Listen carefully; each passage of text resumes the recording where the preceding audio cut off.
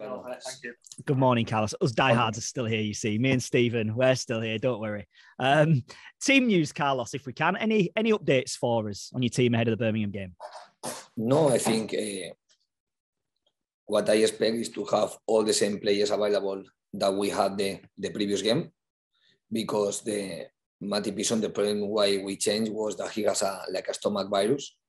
But yesterday he was feeling better. Today he was fine. Yesterday he was doing recovery, but today he's going to training. Then I hope that everyone be available for tomorrow game. How's Alex Vallejo? It's different because the situation with him has given like a half step back, because now the reaction of the knee was not the right reaction. He continued having some pain. So we have the medical staff have changed a little bit the treatment, the type of work that we are going to do. So we are going to delay his recovery, maybe in around a couple of weeks. So the idea is that during the next week, he stops the impact work. And after the next week, he will start to progress in the work. So I think he can be available in the next around 2 weeks. Is the last information that I have from the medical staff, because the treatment that they were doing with him didn't work. And now they have to change the idea to make improve the injury that he has in the knee. That's disappointing for him, isn't it? Because he performed really well before this injury. He'd sort of seemingly found his role, found his position, and done it very well for you. Yes, I know that. I don't have any type of doubt of the quality of Alex and how important he can be in that team. But it's true that unfortunately he had the problem in the knee in the moment that he was playing, in the last game that he was playing with the team. And after this, the recovery didn't work in the way that should have worked. So now just the medical staff made the decision to change a little bit, because the pain didn't arrive by the fluid that he had in the knee. So that's why they have to change now the type of work, reducing the impact. But we hope that in the next week, reducing the impact in the floor, he improve. And after he improve, he will be ready. So always as a football player, you need to be ready to adapt to this type of situation. And that's all. When you need to recover your level as soon as you come back to the dynamic of the group, to continue showing that you are one player that can help a lot your team.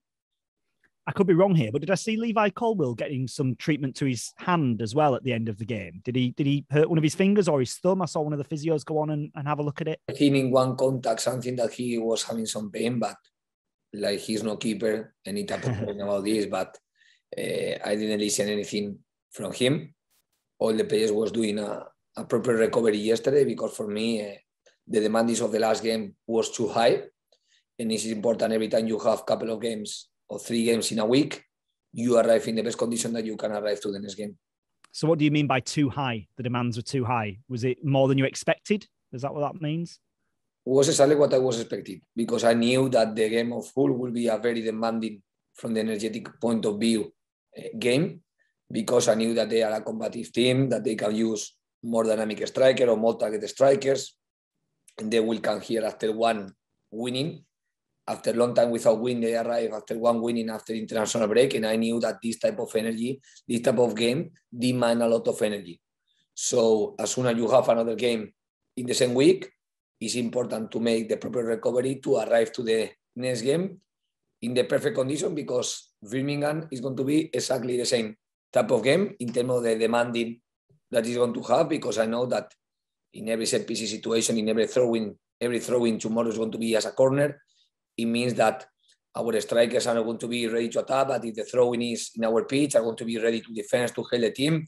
So we need to move faster from B in a low block, defending this type of corners, because all the throw-ins are like a corners with Roberts making. After to go in offensive hall and to show the idea to attack. So these type of games with a lot of transition, with a lot of mobility, for me are clear, more demanding. So having said that, then, what was the most pleasing factor of the weekend for you? Was it the fact that your side were able to get the points, get the result, and the performance, despite the fact it was such a high-impact game? I think, first of all, watching the first half, I was watching the team with some very good moments in attack, and with some good moments where we were showing a good, solid feeling in defense too. So I was watching a good balance in the first half. In the second half, for me, they were taking The starting of the second half for me was again good, but after they were taking the control of the game with the ball, and I was watching one team that were adapting very well about the needs of the game. It's true that little by little we start to attack or create chance more with counter-attacks than with positional attacks. But I was watching one team defending the result with a lot of concentration and determination, but it was true that we were conceded some chance that could have changed the result, and we need to learn from these situations to see why we were conceded that chance, because even in that time we had the clean sheet. It's important to be ready to solve any situation that one opponent can create, to learn from this experience, especially learn more when you don't suffer the consequence, to don't defend perfect in some type of situation, and try to improve and take the knowledge to go to the next game and showing an improvement of understanding and manage well different type of situations. We've spoken in the past as well about set pieces, and we know how important they can be. And I just wanted to ask you about the routines that you've sort of created for your side. And do you have 3, 4, 5 routines that you want to perfect, or are you constantly coming up with new routines depending on the opposition you face? I just wonder how that works. I think depends, no? That the idea is always to work a lot the delivery, because for me, one of the keys in the set pieces are the deliveries player, because you can make many movements, but if the ball doesn't arrive to the clear spaces, the players that have to make the runnings are not going to make the runnings with the same level of confidence and determination, because they are going to have more doubts. So always we are working a lot about the delivery player. After, it's not the same when one team defends man-to-man, that you know that there are some behaviors that you can use when the team defends man-to-man, if we are talking in attack, or when the team is defending zonal and they are using some spaces, it's different the type of movements that you can attack. But it's true that we don't change a lot. When the team is man-to-man, we are using some movements. When the team is zonal, we are making some movements. And we try to see too where can be the advantage if there is any point that will be important to use, because after when you are man-to-man, some opponents are man-to-man with some players in zonal, another teams are man-to-man very strict in the mark, and you can use some behavior. So always there are details that you can adapt. But I guarantee you that the key is the quality of the delivery and determination of the movement, and always to have clear what is your starting point and your aim point, and arrive to this aim point from the starting point with a lot of determination. We're 12 games in now to the season as well. We were just speaking to Dwayne Holmes about the fact you sat 6th in the table 12 games in, and that isn't by luck, that isn't by chance. You deserve to be there. He feels everyone in this squad believes you deserve to be in that position you're in. Do you feel the same about it? Do you feel that 6th is where you warrant being right now with the performances and results you've had? I think it's very important to feel that we deserve to win every game that we are playing. It will be the best feeling that I can have. Be playing the game in the level that we saw that we deserve the 3 points when we are in the pitch. And this is a high challenge, because like I told you right now, the other day, if we analyze the chances that we concede in the second half, there are things that we have to improve. So when you are watching the table, you are not thinking to improve. Then at the end, you are going to have the bad results. Sometimes the bad results are going to arrive even if you are making everything perfect, because this is football. But for me, the more we concentrate to perform well in attack and to defense, the more options we are going to have to get a positive result in the game. So my only focus is that one. I don't have any type of focus now. We are, like you say, just 12 weeks playing. So it means that, of course, it's not enough. We are not playing enough part of the season yet to make any type of conclusion. But I want to see my team always that show a good perform, that allow us to feel that if we have won the game, it's because we deserve. If we didn't win the game, it's because we deserved to win, but we couldn't in that moment, because this is the best feeling that we can have. Because it means that the team will be very competitive in each team. And my only target is to make my team very competitive in each type of context, each type of opponent, and each type of game. Yeah, performances lead to results, don't they? Not the other way around. No doubts. When we talk about Dwayne... Or the thing that we can try to control is that one. After sometimes the results are not the performance, but what we can try to control is how we perform in the pitch to allow us to go for the result that we want to achieve. Can we talk about Dwayne Holmes as well? He said to us he's really enjoying the fact that you give him a bit of freedom. Wherever you ask him to play, you then do give him that little license to be able to move around a little bit. Is he causing you a bit of a good headache? We know how much you rate Josh Koroma and how important he can be for you, but Dwayne Holmes performed really well at the weekend, didn't he, in that role? Yes, that's why the reason that he was a starting player, because we have the confidence in him. We know that he's a player that arrived to the club less than 1 year, and sometimes the player needs some period of adaptation. But we know that Holmes is a player that has, first of all, versatility, and after, for me, quality to manage the ball in one space where not every player will be able to manage the ball. And this is, for me, one of the strengths. He played with the same freedom that any player, because for me, the freedom arrives from the possibilities that the player can give you. So the more possibilities one player can give you, the more freedom he is. The less possibilities that one player can give you, the more close the option, because everything depends about the player possibilities. So I am not giving special freedom to him. Maybe he feels the freedom because his understanding of the game or his understanding of the spaces or the management of the ball in different spaces. So for me, everything depends about the possibility of the player. I know that with Holmes, is one player that he has skills to be one of the strikers of the team. I mean, strikers, I don't tell you about the number 9, one of the 3 players of the front of the attack.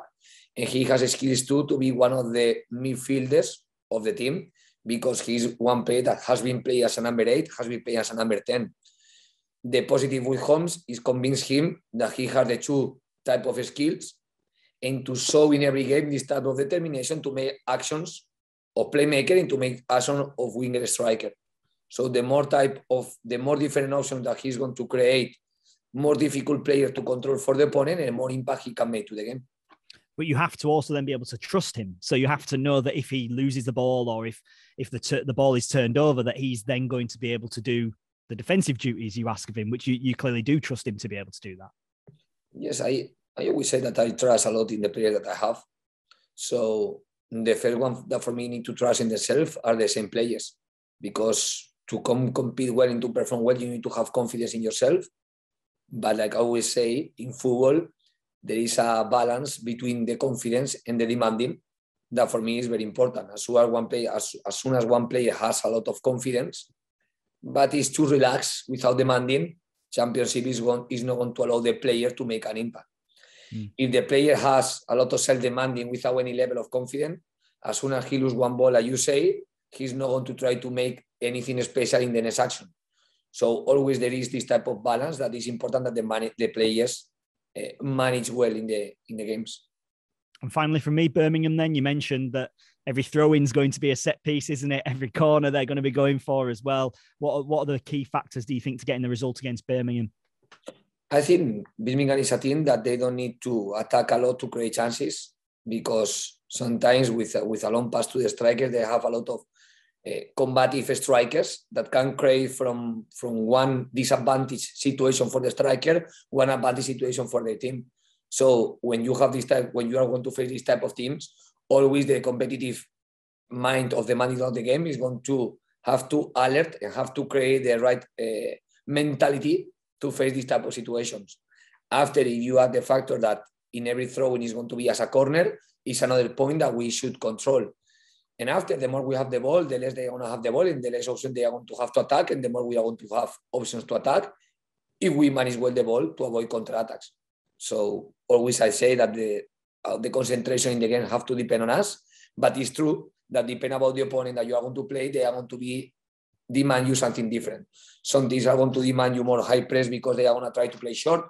Some teams are going to demand you more defending where the aerials, the flick-ons and the second balls, like can be that case, because Birmingham is one team that make excellent using these type of behaviors, of offensive behaviors. So depending about the context of the game, we need to be prepared to solve different type of situations. Good stuff. All the best. Thank you very much, Carlos. Thanks, Johnny. Steve, obviously we're going to come to you. Okay.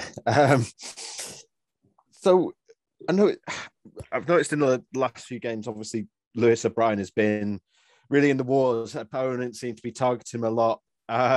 Is that something that he's had to overcome? I mean, he's obviously got the mentality to go with it, but does that make things more difficult for him? I think every time, the more important are the players, the more concentration they are going to receive from the opponents. And I hope that all our players receive the highest level of concentration of the opponent, because it will mean that our individual level is being high. I'm not surprised by the performance of O'Brien, and I know that, of course, he's been an important player from the attacking point of view and defensive point of view. And if you play against him, he's going to be one of the players that the opponent are going to have focus and concentration. But this fact only can make the player improve himself, give the confidence that we were talking, but at the same time, the self-demanding, to knowing that in football, you always are going to have a new challenge to beat.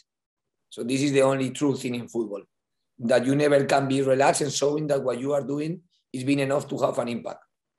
And the more you do, the more concentration you are going to have, and this happened to the best players in football. So it's a positive news to have opponents focusing our players, because this is the consequence to showing a good individual level. And this is what we want always to achieve. How's Mipo feeling? Is he feeling any better after being unwell last week? Yes, he was unwell, like I told you, and he was training just yesterday. We have a training today. We'll see. I think that he will be fine. And after, when the players are fine, always are my decision that need to select the 16 pitch players that we can move to the game, knowing that I have one group of 23 players, that some of them, they are now available to make the decision that we need to make.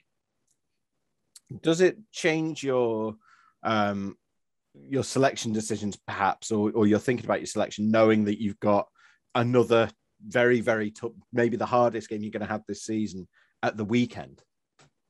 I think the hardest game that we are going to have this season right now is Birmingham. I mean, I am honest with you. As soon as I am thinking in 2 games, I am not going to be prepared well the next game.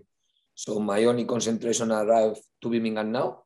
And after we finish the game, we'll see which player can be the best one to compete the next game. The next game is the same that I do right now. I am analyzing right now which player are in best conditions to compete the next game. We can repeat the first 11, or we can make some changes, depending on how the players feel and how the players arrive. If I see that one player doesn't arrive to the Birmingham game, I will decide for another player that I think that arrive in better conditions to Birmingham game. Because for me, it's very important to arrive to that game with the best players, in the best skills, in the best possibility that they have. So, and after that game will become another game that we will have time to talk. But it's true that we have 3 games per week, and we will play from Wednesday to Saturday, from Wednesday night to Saturday afternoon. That is for me the hardest game in terms of the less recovery space between the game, but will be another type of situation. Now, I just thinking which players can arrive in the perfect conditions to the battle that is going to be tomorrow game. Okay. And the improvement in the defence is really, really dramatic compared with last year. You know, since the Fulham game, it's the 4th best defence in the Championship. What do you put that down to? Obviously, it's new personnel, that'll play a big part, but is there anything you're doing differently tactically? I think football, like you say, sometimes just changing the players change a lot the possibilities that you have. It's true that I always say from the beginning that I have one group with one squad with some players that all of them from me have experience. Even if it was not in the Championship, is experience in the League One, that is another very competitive league. So I think that this is just one type of improvement, because we have 2 players in each position that both for me can play in a high level. It's true that the only player that didn't have this experience was Colwell, but we trust more in his potential than in his experience. And that's why for me, he's playing, because it was clear that he had for me a very good potential. Even everyone, we are going to have a new challenges to beat. So the first of all, for me, the squad, from the defensive point of view, we have one very stable group of players in the one that I trust, and we need to, and it's going to improve this. After, it's true that the last year we were playing more 4-3-3, and this year we are playing more 3-4-3 in many of the games that we have played so far. So the fact that you have one defender more can help you to defend better and to have one line of defenders different, no? Because it's not the same to defend the width of the pitch with 5 or with 4. The behaviors are going to be different. But to don't be a defensive team, to have the balance in this line of 5, usually we use one of the wingers. So if you analyze the situation at the end, if you compare the last year with these years, is that we are changing. Instead to play with one number 2, that was Pipa the last year, we are playing with another central back that is Matty Pearson this year. I am telling you, in the external central back of the 903. So it means that it's the only change, because at the end you have the winger and you have the central back, that you have changed one central back instead to have one full back. This can have a positive impact in defense and can reduce one player to attack, because it's true that Pipa was one offensive player and Matty Pearson is going to have offensive skills in the set pieces, not in the open play. In the open play is one central back. Then this can change the dynamic of the attack and can change the dynamic of defense. Then after, of course, you have different type of work, different type of mentality in the players that always you try to improve. But for me, one of the needs was to be very concentrated to improve the team in defense, because we conceded many goals the last year. And I didn't want it. I wanted to have the feeling that the team was defending better this year. And this is why I guess you talk about balance, because I guess if you feel like you're not going to do much in attack, you can't really add another defender. But if you feel like you can attack well with the players you've got, you can add another defender and you know you're still going to score. I think it's important to have the balance and to see which possibilities, how the team can be strong this year. And everything for me depends about the squad that we have, and to see how we can compete better.